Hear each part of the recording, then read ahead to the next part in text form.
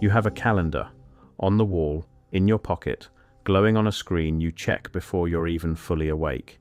It has been there so long you stopped seeing it as a thing at all. It just tells you where you are in the year. Here's the thing. Nobody ever asked why it's built the way it is. Why do some months get 31 days and February gets shorter? Why the rhythm of your week never quite lines up with the start of a month. You just inherited it, the way you inherited a language. 185. That's the number I kept returning to. In 1931, the League of Nations sat down in Geneva and reviewed 185 separate proposals to replace the calendar you're holding right now. And the more I sat with that number, the more the object in my hand started to feel different. I wasn't the only one who noticed, not even close. I started asking around. People who'd never thought about it twice suddenly had something to say. A friend who couldn't explain why her birthday lands on a different weekday every year. A co-worker who'd once tried to plan a quarterly budget and got tangled in months that don't match up evenly. It wasn't a fringe thing. It wasn't a specialist's obsession. It was a quiet, shared unease about something everyone carries and almost no one examines. How did this become so ordinary when, if you actually look at it, it's so strange? Here's what we've always been told. The calendar we use exists to keep the year lined up with the sun while still preserving an unbroken 7-day week. That's the official story. And I want to be honest. It's not nothing. It's reasonable. It rests on real evidence, built by serious people doing serious work over centuries. I'm not here to tear that down. Most of the time, it holds up. It accounts for almost everything. Almost. In 1928, one of the biggest companies in America walked away from that explanation entirely. Kodak adopted a different calendar internally, 13 months, 28 days each, perfectly symmetrical, and ran on it for 61 years. That's documented. Associated Press archives, the George Eastman Museum's own records. Not a rumor. A company-wide accounting reality that lasted 6 decades, which means the calendar you carry, the one that feels so ordinary, sits in that gap. In the space between what we've been told and what the record actually shows happened, quietly, inside one of the most influential companies of the 20th century. And then I found it somewhere else. Not a similar thing. The same thing.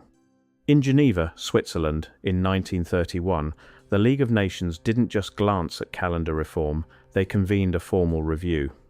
Diplomats and economists from member nations sat down and seriously evaluated 185 separate redesigns of the calendar, weighing which one might replace the system the entire world was using. One proposal, the same 13-month structure Kodak had already adopted 3 years earlier, made it through to the final round.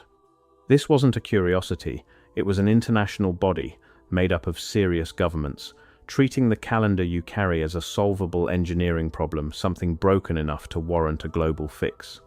The official record shows the debate was real, the finalists were real, and the calendar in your pocket survived only because the vote went the other way. 2 instances. Different countries, different decades of consequence. The same gap between what we accept as natural and what serious institutions, on the record, treat as negotiable. And the calendar yours, Kodak's, the one nearly replaced in Geneva, sitting in both places at once. The deeper I went, the more places it showed up. In Rochester, New York, the company that had adopted the 13-month calendar didn't quietly drop it when the rest of the world moved on. It kept running on that internal system for 61 years until 1989. The official record says this ended for simple administrative reasons. The artifact that survives from that final year tells a stranger story. That's roughly 60 years of distance from the Geneva vote. Same gap, same silence about what actually shifted. In Washington, D.C., between 1928 and 1931, a single congressman built an entire opposition movement around this calendar's structure.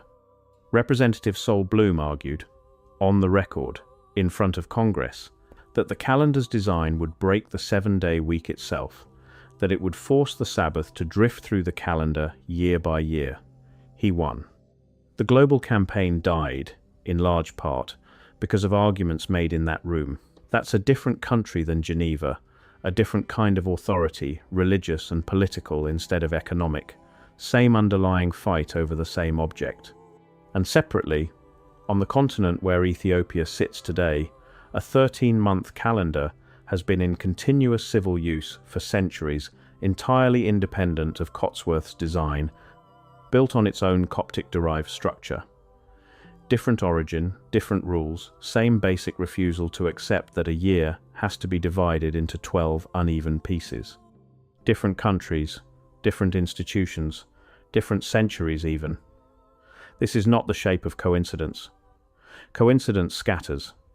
These clusters, and the calendar is in every one of those places, not metaphorically.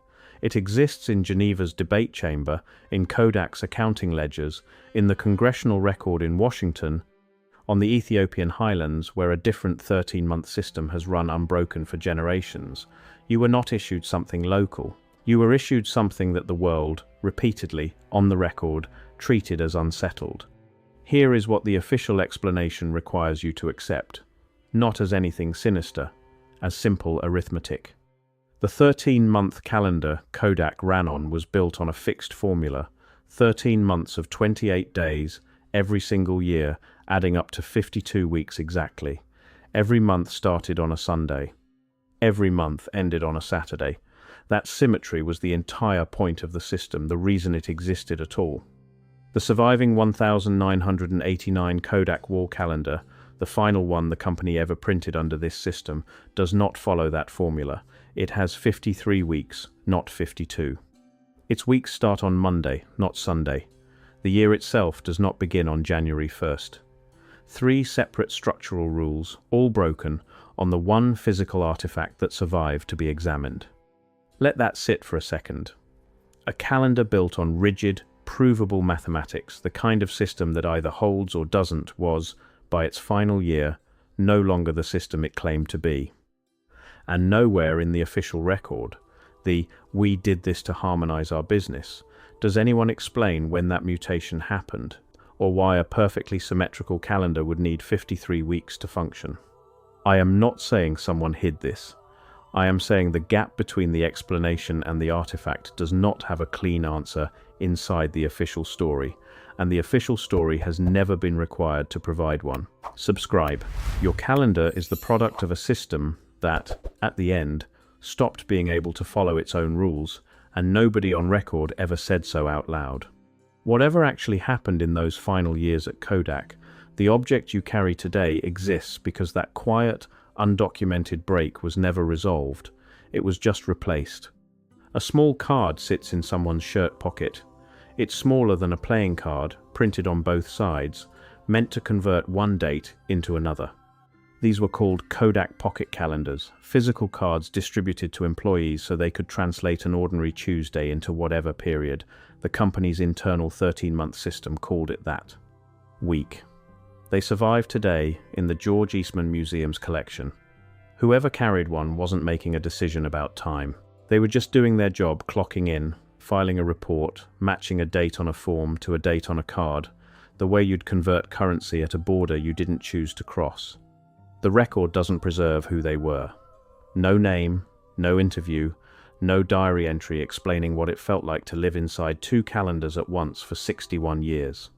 What it does preserve is the card itself, the object that made the conversion invisible, routine, unremarkable. They were not making a decision, they were doing their job. And that job, done exactly as designed, produced a calendar in your hand today that carries no trace of the 61 years it spent running parallel to itself. Nobody recorded whether the people carrying those cards ever wondered why. The record simply doesn't say. That is either ordinary bureaucracy or the most important silence in this entire investigation. The record cannot tell us which. I want to be honest with you about what I cannot prove, not as a disclaimer, as the most important thing I can say. I cannot prove what actually caused the 1989 calendar to break its own rules. I cannot prove whether that mutation was a deliberate decision made somewhere in Kodak's accounting department or something that drifted in slowly enough that nobody noticed it happening. And I cannot prove what the calendar you carry today was originally meant to optimize for, beyond the explanation we've all been handed. What I can show you is the pattern. What I cannot show you is the intent. A pattern without documented intent is not proof of anything. It is a shape in the record that the official explanation has not been required to account for. I'll go further. I've been sitting with this for a while now, and minds that look for patterns find them. I'm not exempt from that. So I'm not asking you to trust my instinct here. I'm asking you to look at the documented instances yourself. Geneva, Rochester, Washington, the artifact itself, and ask whether we did this to harmonize our business actually accounts for all of them. It does not account for all of them. That is not my conclusion. That is the gap. There's one thing the record preserved that connects the calendar in your hand to everything I've shown you. The 1989 Kodak wall calendar, the final one printed, the one with the broken rules, still exists. It's held in the George Eastman Museum's collection in Rochester, accessible to anyone who asks. It didn't survive because someone protected it. It survived because the system that replaced it never recognized what it was looking at. Your calendar is still in your pocket, your wall, your phone. It was there before you watched this. It'll be there after. Nothing about it has physically changed. Same flimsy paper or same cold glass screen. Same months or same uneven weeks. What's changed is what you know about where it came from. About 61 years ago, a major company ran 2 calendars at once and called it routine, about the small printed card someone carried to make that routine invisible. About the vote in Geneva that nearly replaced the thing in your hand with something else entirely, and the one congressman who decided, on religious grounds, that it shouldn't. The calendar wasn't created for you. It was created about you, about what a year needed to look like for ledgers and lawmakers and accountants to function. It had a specific use in mind, and no use in mind for the question of whether you'd ever ask why it was built this way. The 1989 calendar in Rochester is still there. And if you look at it long enough, it tells you exactly how something becomes ordinary. Not through familiarity, through the completely ordinary act of nobody ever explaining why it was necessary in the first place. That calendar has been in your life since before you could read. You were never asked if you wanted it. You were never told what it almost became instead. What would you do differently if you had been?